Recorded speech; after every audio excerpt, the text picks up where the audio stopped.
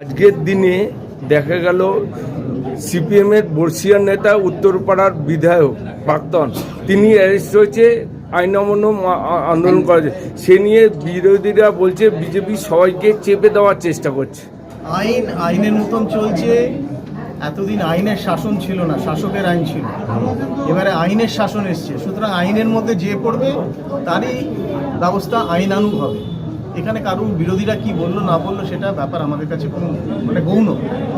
আইনের মতন চলবে। সেখানে যদি তার কোনো অন্যায় হয়ে থাকে, কিছু হয়ে থাকে, পুলিশ যদি মনে করে থাকে, প্রশাসন যদি মনে করে থাকে, সে তার মতো ব্যবস্থা নিয়ে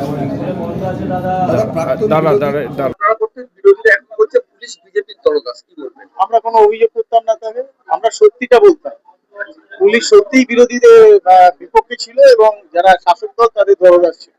আর এখন পুলিশ সত্যি সত্যি আইন হাতে পেয়েছে, হাত খোলা অবস্থায় তারা আইনের কাজ করছে, আইনকে নিয়ে তারা কাজ করছে। বিরোধীরা যা বলার তারা বলতেই পারে, তাদের তো বলার অধিকার আছে, সংবিধান দিয়েছে।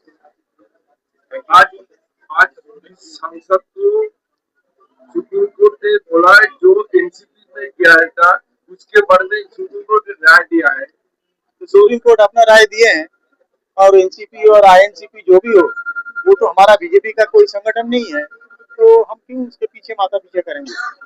सुप्रीम कोर्ट जो डिसीजन दे रहे हैं वो डिसीजन सड़कों पर, इसके बाद जो वो लोग करेगा उनके ऊपर, हम लोग अपने हिसाब से चलेंगे। लेकिन जो एनसीपी किया था सब बीजेपी माइंडेड था। अरे आप भी बीजेपी माइंडेड हो सकता है। आपका डिस्ट्रिक्ट में जो रचना बना तो वो तो मोदी जी का पूजा करने के लिए पूरा भारत अभी बीजेपी माइंडेड हो गया, क्योंकि भारत चाहते हैं, भारत का आम जनता चाहते हैं कि उन्नयन डेवलपमेंट। तो वो लोग अगर बीजेपी माइंडेड है वो तो अलग बात हो गया। माइंड में क्या है नहीं है वो उसमें हम लोग क्या करेंगे।